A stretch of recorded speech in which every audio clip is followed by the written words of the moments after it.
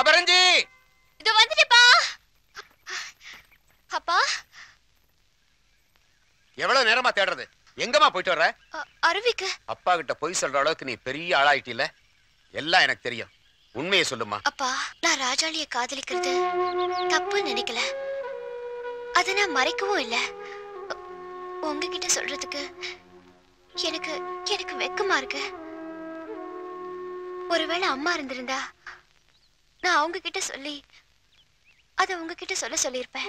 அம்மா இல்லாதனாலதான் உன் வாழ்க்கை முழுதும் அப்பாவை மட்டும் இல்லாம அம்மாவா இருந்தும் நீ இதுவரைக்கும் எதை கேட்டு மறுத்ததில்ல.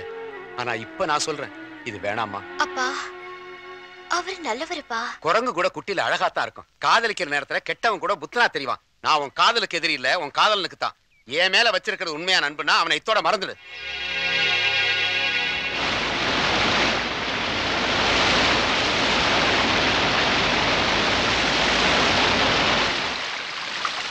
என்னடி அபரஞ்சி, தண்ணில தாளம் போடுற? அவளுக்கு என்ன, எப்பவுமே அந்த ராஜாளி நினைப்பிலே இருந்துகிட்டு இருப்பா. போங்கடி, ராஜாளிய எனக்கு பிடிக்குது, ஆனா எங்க அப்பாவுக்கு பிடிக்கலையே. எல்லார் அப்பாவும் ஆரம்பத்துல அப்படிதான் இருப்பாங்க, போக போக சரியாயிடுவாங்க. உங்க அப்பாவுக்கு நீ ஒரே பொண்ணு, அவர் உன் மேல உசிரியே வச்சிருக்காரு. உன் ஆசை நிறைவேற்றாமலையா போயிடுவாரு? அதான் எனக்கு கவலையா இருக்கு. எங்க அப்பா பேச்சை மீறவும் முடியாது, ராஜாளிய மறக்கவும் முடியாது.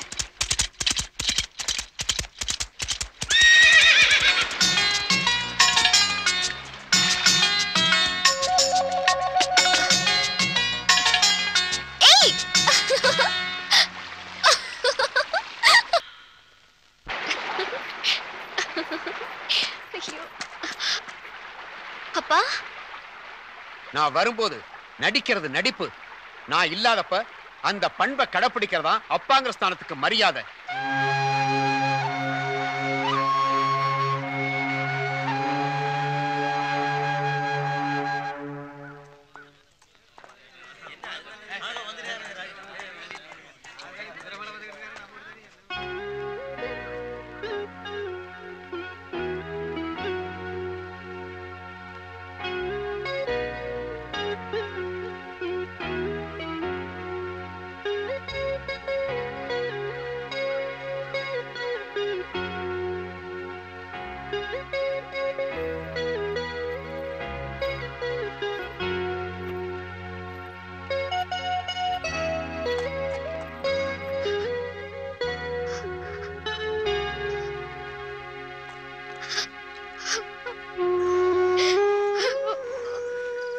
அழாதம்மா.